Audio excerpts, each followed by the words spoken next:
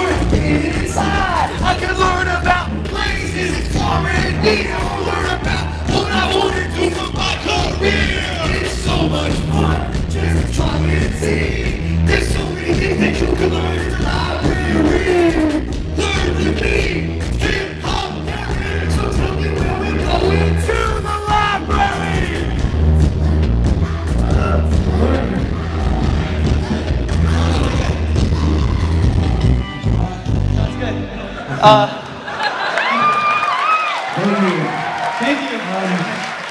We actually aren't really prepared. I thought that would go.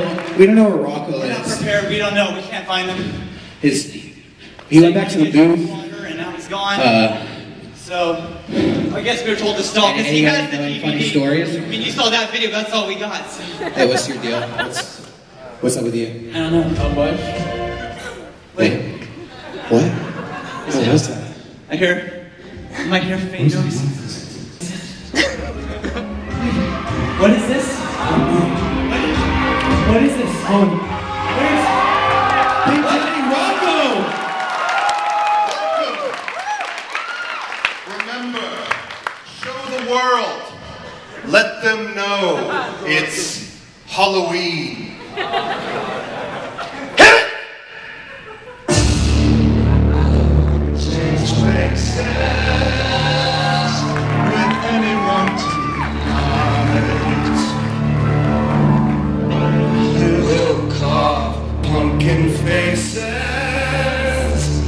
and watch the witches light. Every human heart will shudder. Every soul will shake with fear. Tonight, the creepiest.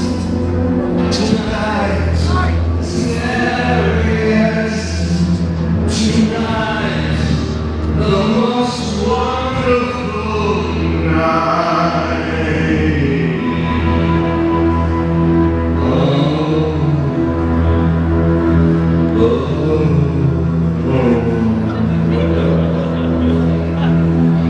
But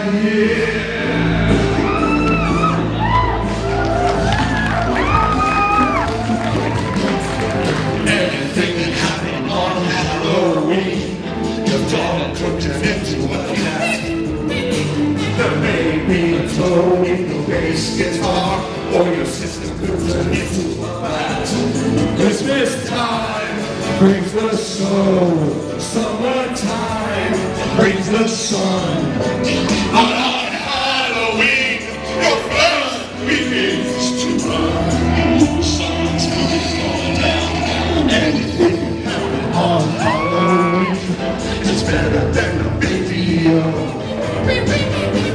It's gonna mess up every cassette from London to Idaho. April 1st can be fun. New Year's Eve is the ball.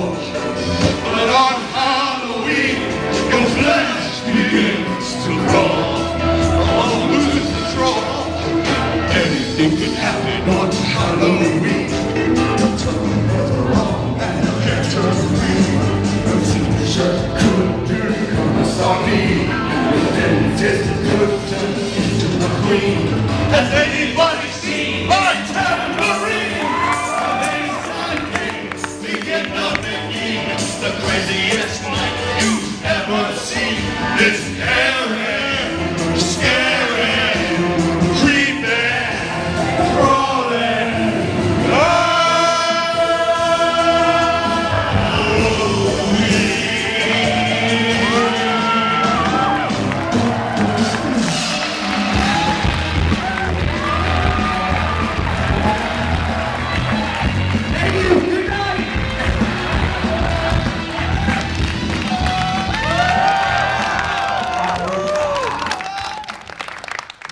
What's your favorite Castlevania, Frank? The first one that came out for Game Boy Advance was the only one I played. The first one. Not your favorite. You said you played them all when we asked you to film. Yeah, you lied to us.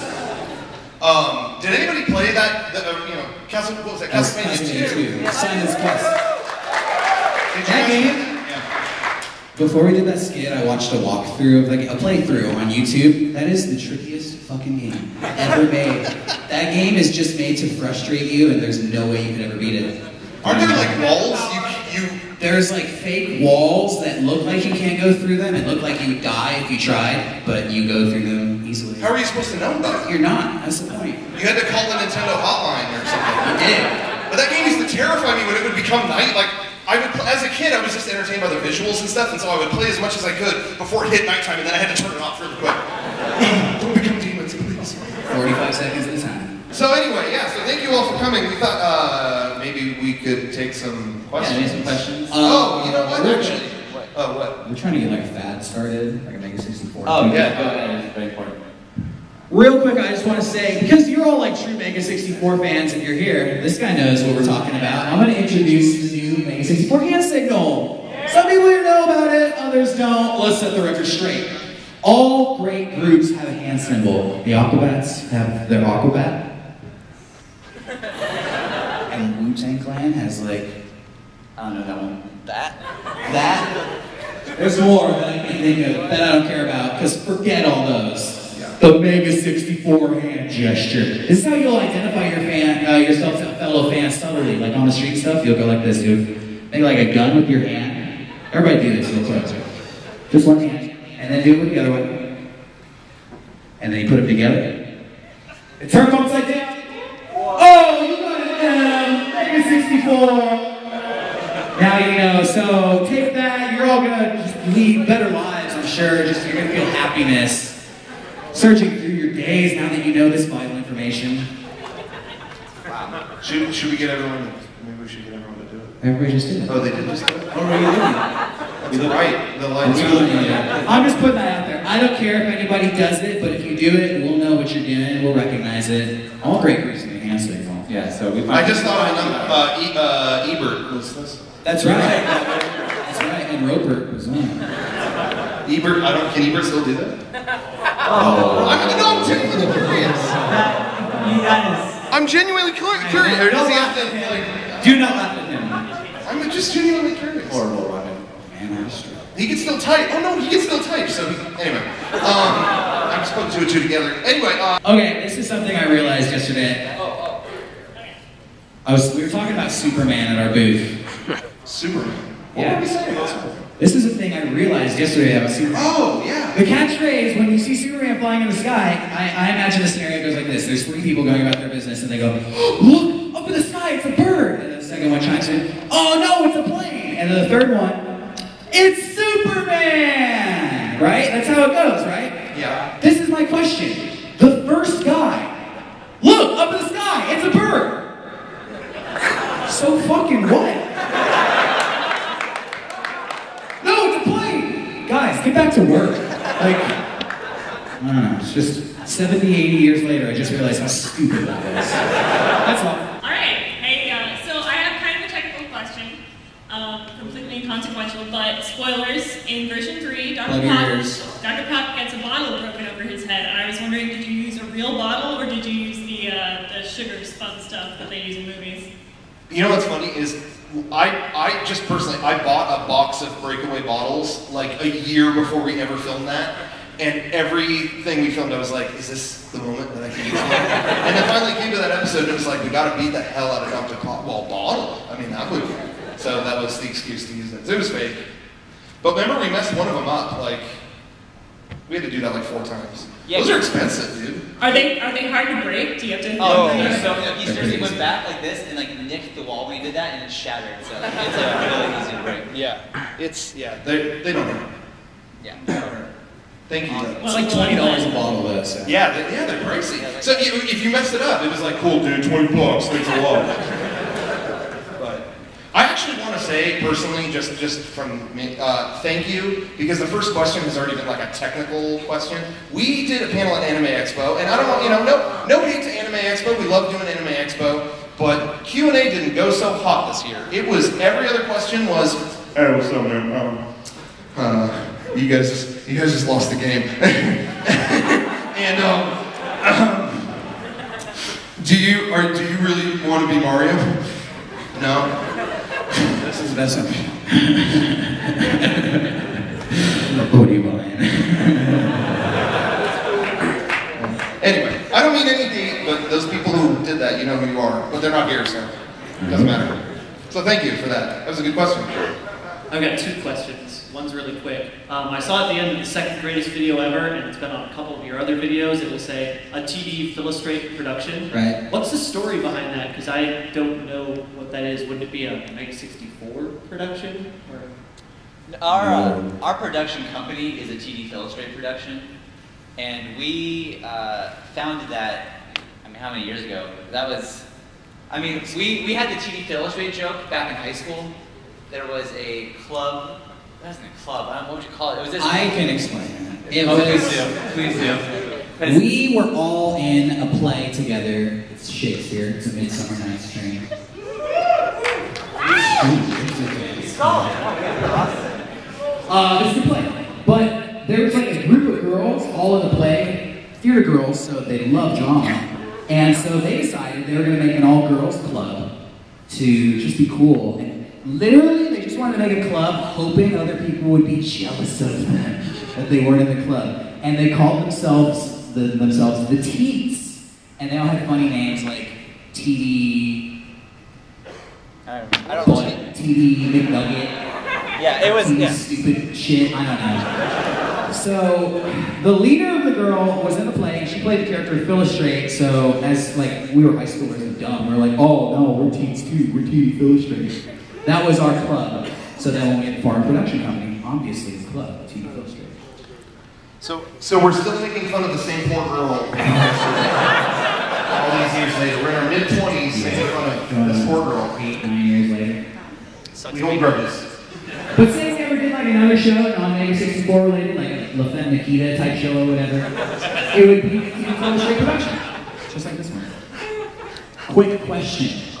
What do you each personally feel was the most dangerous thing you've ever done related to Mega64? Whether it be shot by rubber bullets, or playing with traffic, or something like that. Like physically harming. Physically harming? That is tough. I mean, we've talked about it before. What were you going to say? I was going to say the Prince of Persia thing. When we had to film on the beach for a Prince of Persia video, we did a video called The Sands of Frustration. That we had to go down. We had to go down these cliffs into the whatever. We were filming by the water, and on the way back, you had to like step from stone to stone in the water. Have you guys heard this story? Anyone? Yeah. Okay, some people have. Some people haven't. Good story. So Rocco and I go. There's 2 ways to get down the beach. One is a rope up, which Derek took, and me and Rocco went back the rock way. But we were filming for so long that the tide had come in, so we had to time it right between the waves crashing against the wall and then us running to the rock and then bracing ourselves, and then it was the worst thing ever. But I just remember there's at one point where we're being thrown against the rocks and the waves just keep coming, and then Rocco just looks at me in all seriousness, Sean, get me the fuck out of here. So we did.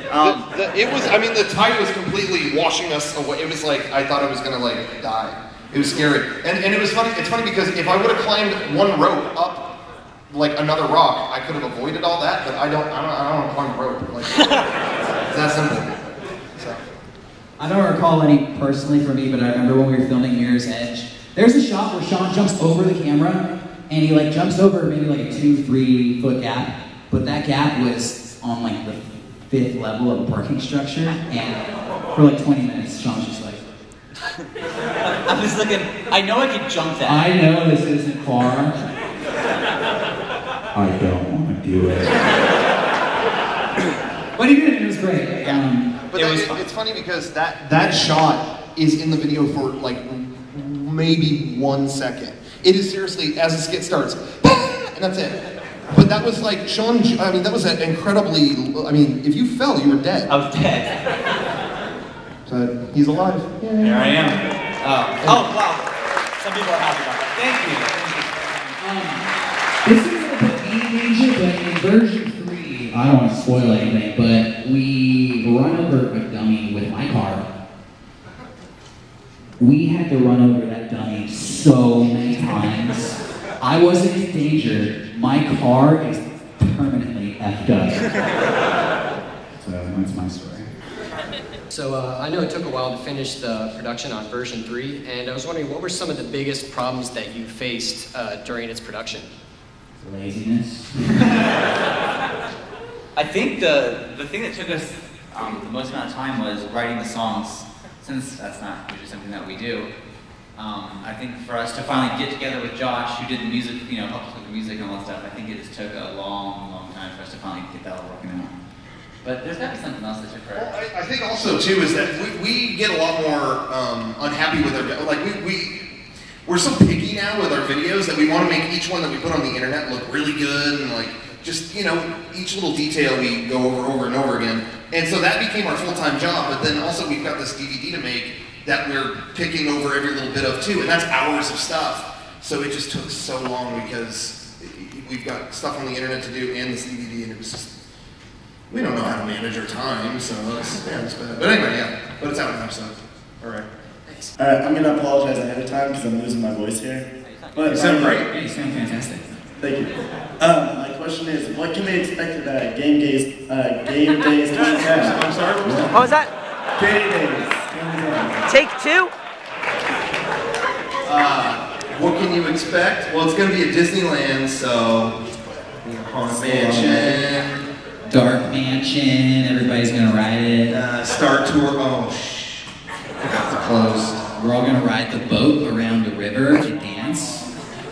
We're gonna take over Tom Sawyer Island and refuse to leave. Alright, I can't wait. Thanks. It's gonna be fun. Alright, I'm gonna let you guys be really vain for a second. I love your guys' stuff, it's always hilarious, but I always try and get some of my friends to see it who have never heard of you. They're like, Mega64, what's that? Usually I always kind of use like either Shenmue or Oregon Trail for a primer. What would you say, in your opinion, is a good introduction to Mega64? Gamer Wars. Well, I always use Tetris, because everyone's played Tetris, regardless of who they are, so that's the one I usually show people who don't know what it is. Actually, most people I know did play, and it's funny because when we released it, it seemed like less people played Oregon Trail than I remember, but whenever I show somebody, they go, oh, I used to play this, and that's the skit that I normally play, because it has all of us doing something in it. So I usually show people Oregon Trail.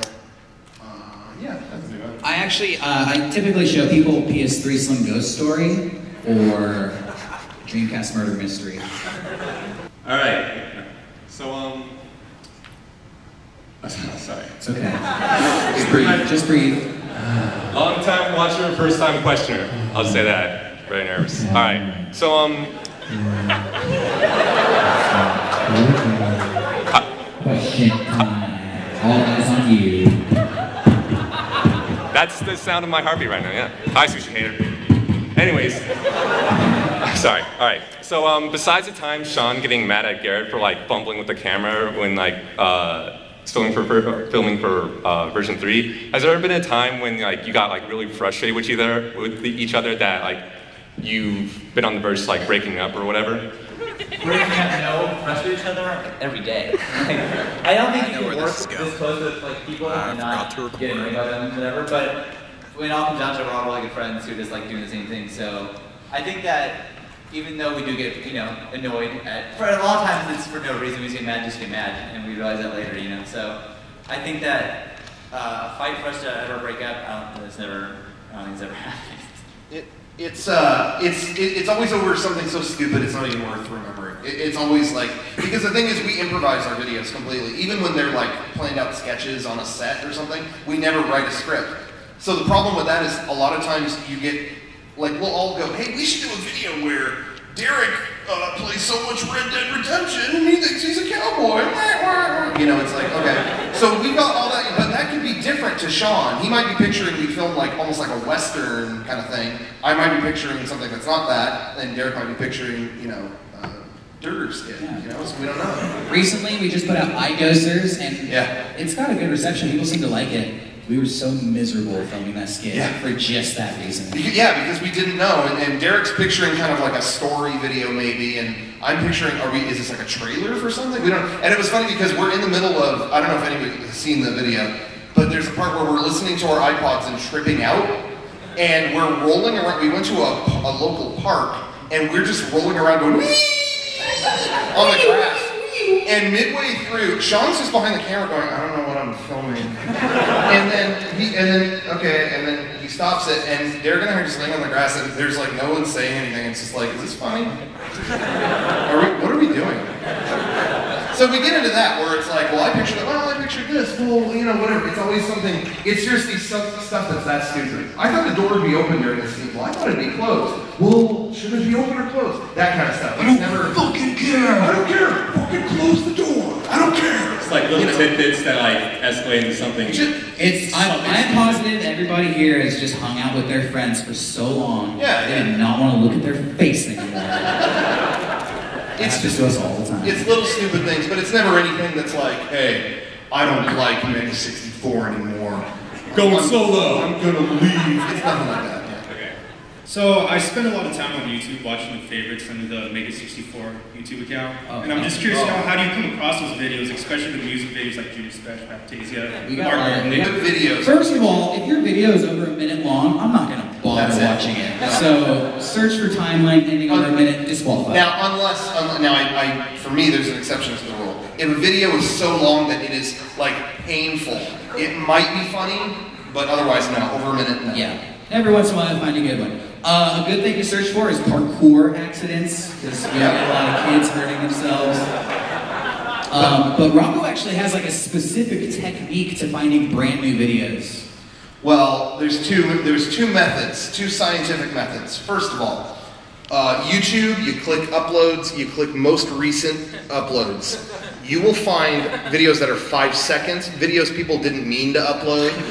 You'll find some gems. You might find the next. We found stuff that went viral later. Like we found, when we found that Bishamuda video.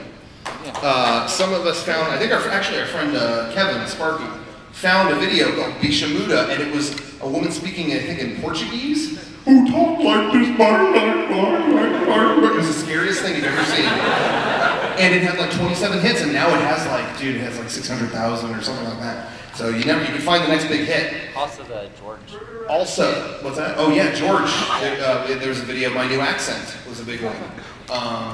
But the other trick is, if you could think of 2 words from disparate parts of the universe. Yeah. Think of 2 words that have nothing to do with each other. Or like a phrase that you think like, man, that's really inappropriate. Search that phrase. Search that, and you will find, and you don't always find inappropriate stuff, but you will find funny stuff. One time, this is an inappropriate phrase, but I was just on YouTube and I was like, all right, bitch got what she deserved. And I found a video of a girl like stripping. Maybe you've seen it. She's like doing a dance on a dresser that's taller than her, and the dresser falls over on her. So or you search stuff. You seriously find the 2 words that have nothing to do with each other. Dumbass breakfast. And you search that, and you will find people like trying to eat, and someone gets beat up or something like that. Burger wrap. Exactly. That was a good one. My current on my, if you see my favorites list, my current favorite one is, there's a video we found called Gomer Life. And it's a man dressed as Homer Simpson doing unsavory YouTube things. clip of the year, in my opinion. Clip of the year, maybe. And have you seen anything cool lately? On YouTube? On YouTube. Oh, you know a video that, it's not really funny, but it's just awesome? It's Guy Starts Dance Party. Oh. And it is just a video of a guy tripping balls at some festival, and he is all by himself going like this. To the music. Then another dude joins him, just making fun of him, and I get so excited, and then another dude. And by the end of the video, there are 350 people dancing with this guy. If you haven't seen the video, look it up. At the beginning, 1 man. At the end, a sea of people, and there's an air horn sounding off. And the video's only like 2 minutes long, so in 2 minutes you can start this epic dance party, so that's a good video. So there you go. Hey guys, with a lot of your recent podcasts, you kind of ventured away from your typical set. What spurred that change? We got fucking sick of it. Yeah, if we just sit on the set every podcast, it was getting stale, and we were meeting every Sunday night just going like, okay, let's do this, okay. And we don't want it to be like that, we want to have fun. Yeah, we still want to do a podcast every week, and we still go back to that set every once in a while, but we're trying to make it more entertaining, you know? CC's Pizza Buffet, Boomers, Power for Corner. The Power Rangers convention, which you should all go to, by the way. It was great. They had a panel just for Beetleborgs. Rocco called me after one day saying, I don't know if I'm going to stay here. It's all people who've never left their homes. But I did get a good interview with the guy who played Skull of Vulcan Skull. Check that out on my personal YouTube account. Promoted. Hello, thank you. Thanks, guys. Thank you. Alright guys, so first of all I want to thank you. That PlayStation home video, ever since then, waiting in line has never been so much fun. Oh, thank you. Seriously. Thank you. There's nothing better than pissing people off when they're all waiting in line. Seriously, so thank you. Well, thank you. Technical question for you though. So in my yard, I've got these little dirt mounds. I think they're moles. I'm just wondering, how could I handle that? Poison. Technically. Yeah, poison. Just spread poison all over your lawn, just all over your neighborhood, you say. I like the humane traps. So I said the humane traps. Okay, but traps filled with poison. That's just me. Alright, no, but serious question. What kind of crazy shenanigans were you guys up to before Mega64 happened? I mean, we were just in high school. Oh man, Midsummer Night's Dream. Hanging out with the guys and dolls together. So you guys seriously did theater? Yeah. Yeah, we really did. Awesome. Thank you. Oh, wait. I also did marching band. You guys are awesome. Yep. Third base. Come on. Okay, so in the gaming industry, do you have any complete mortal enemies? We probably shouldn't mention them. It seems like a couple people may know some things. a lot of these people that we have feuds with, I don't think they know that we're feuding. And a lot of people think we have feuds with them when we don't. Because people will be like, I know you like hate my guts, but I just want to say like you guys are really cool. It's like I've never talked to you. Cool. I like you. Yeah, we're out of time, so you real quick. That was a longer question. What? It was a kind of longer question. Well, you're gonna have to give us fast as you can. On your personal YouTube channel, you mentioned Rocco, the interview with Skull. Do you guys just go to cons and mess with people? Because I was looking at you guys are morons. I think Sean. That was hilarious. Yeah. Oh, that was an easy question. Yes. Okay. Next question. Next question.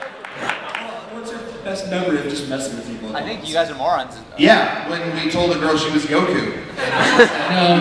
My best memory is walking around a convention singing, I can change the world. Eric Clapton. We sing that song to many people. That's time. He says that's time. Ask all your questions at the same time. Go. Go. Great. Why don't you have a personal account? I want to go to prom with you guys. Thank you. Good night. Good night. Good night.